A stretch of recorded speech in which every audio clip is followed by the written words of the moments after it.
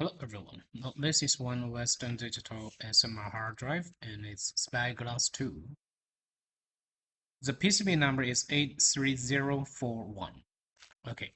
Now from SNOG window we can see module 411 has been disabled. So let's check further how to repair such kind of SMR hard drive.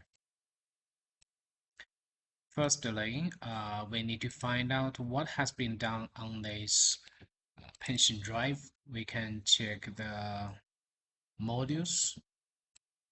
This is a backup, and we need to make sure if the client, because this is remote support, so we need to find out what has been done on this pension drive. We need to check if the key modules such as the module 190, the T2 data, the SMR zone has been backed up successfully or not.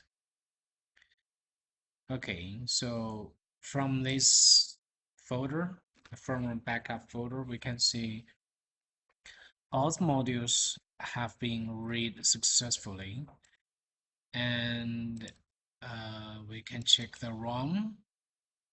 So this is the original ROM and the unlocked ROM. Okay, now let's check further. So modules have been backed up, and we can try to test the selected ID to find out if any modules are corrupted or not.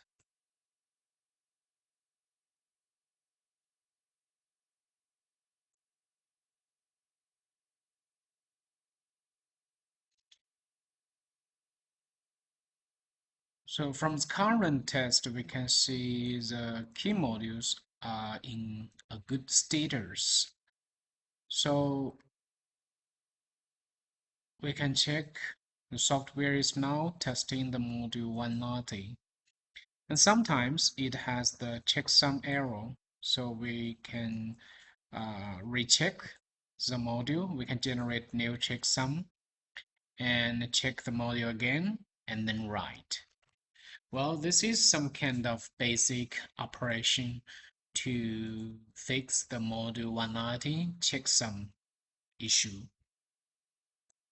Okay, let's finish the test first.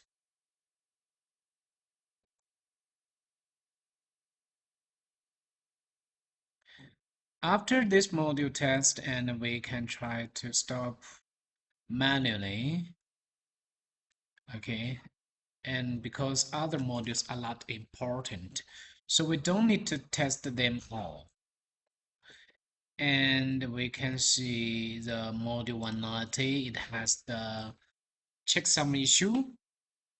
For this kind of issue, we can try to double click to open this module and generate new checksum. And we can also do some other kind of operation to try to access the data arrow, because we are now operating on the firmware arrow. Please note the firmware arrow and the data arrow are two different arrows. They are independent arrows, okay? So this operation will not affect this data arrow, just this is kind of key to access the data arrow. So we need to fix the key first, to repair the key first, repairs firmware first, and then we can access the data. Now we can try to select all, and we can try to generate the new checksum, and then we can check the module. Then we can try to write again the module 190 and see. After that, we test, and this will show green, mean the test passed. We just need to wait a little bit to test this module 190 again.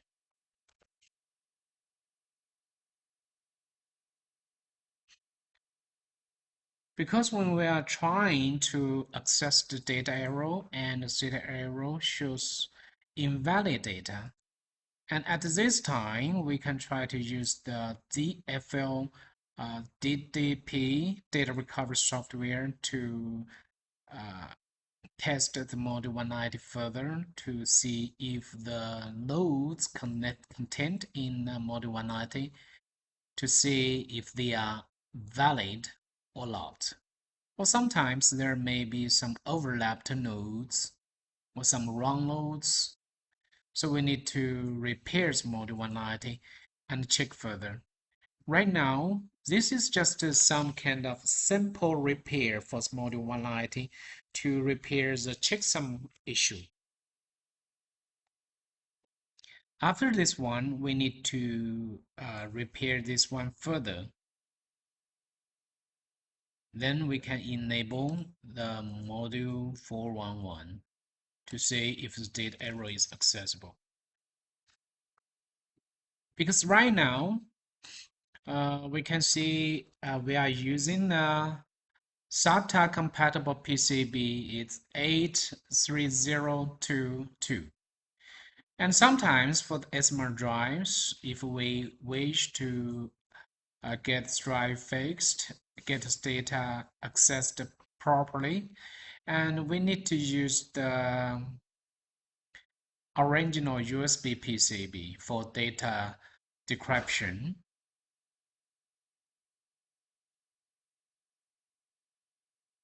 Anyway, if users wish to recover source data on the original PCB and by SATA ports, because original PCB is USB PCB, okay?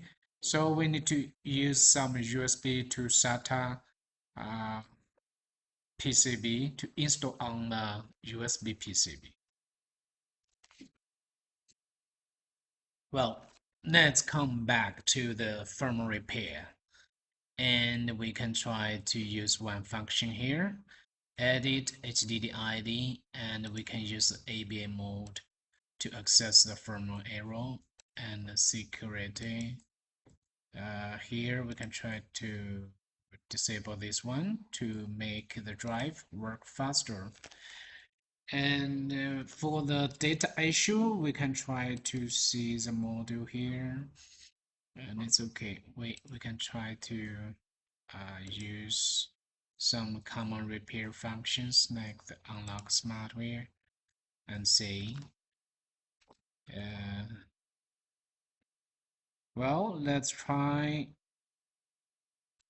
We can try to copy the firmware parts here. This is copy 0. We can copy these parts because we need to test the module 190 further. We need to access the DFL DDP. This is the DDP data recovery software here on the desktop. And this is SATA 0, okay? So we can accept to enter this one. Western Digital on the left side.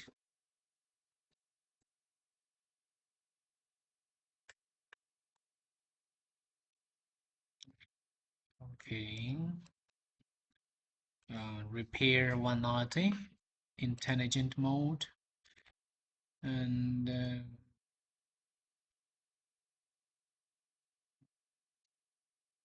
so let's see. So this is module 190. Okay, let's try to check if this. We can see there are.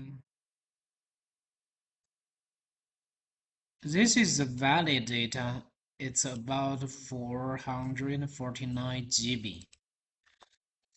So valid data, we can try to scan if there are any lost nodes to be detected or not.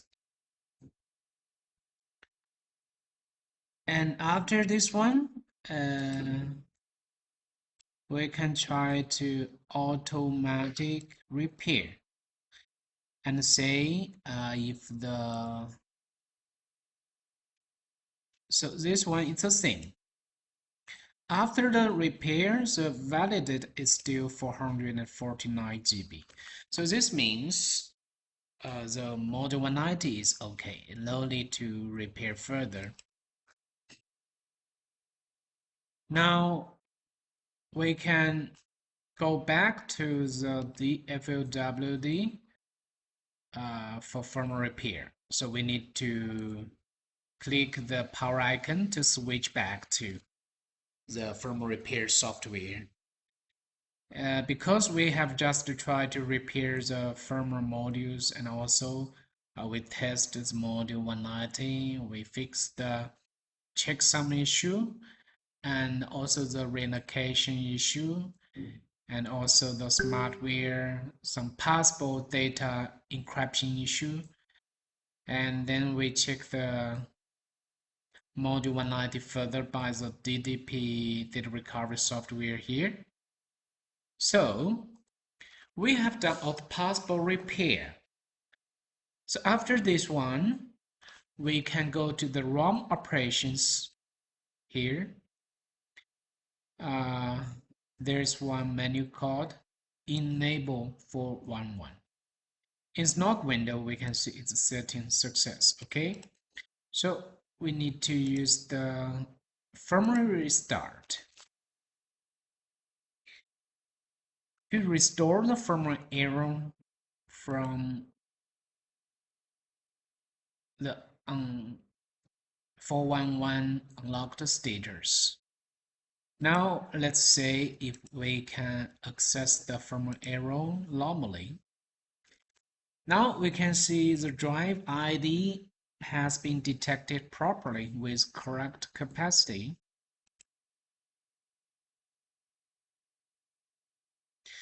So we can now access the firmware error perfectly.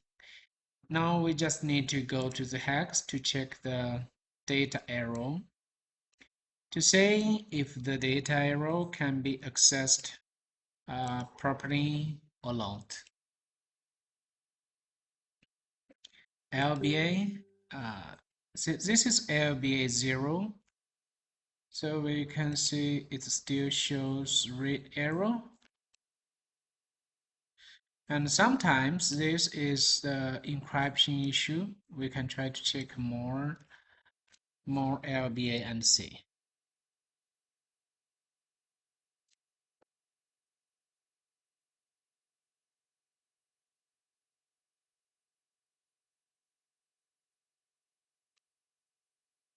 So this means data error cannot be accessed. If we try to, so we can see it's all red. So this means encryption. Sometimes this means the USB to SATA encryption, and we can try to use the original USB PCB. Okay, the original USB PCB to access the data error again.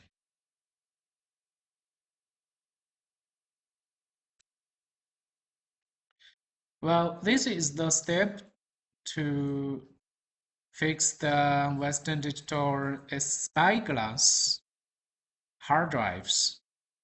And then use the original, we need to swap now with the original USB PCB to access the data error.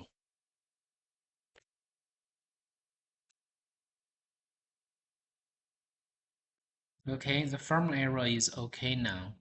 We need to use original USB PCB for data recovery. Thank you for watching the video.